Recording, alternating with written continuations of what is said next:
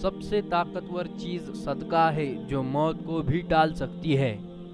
حضور پاک صلی اللہ علیہ وسلم نے فرمایا، میٹھی اور سچی بات کرنا بھی صدقہ ہے۔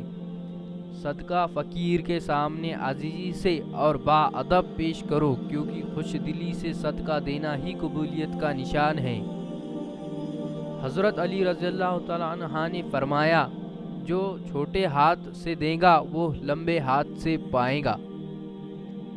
صدقہ دینے کے لیے مصیبت کا انتظار مت کرو، ہر چیز کا صدقہ ہوتا ہے۔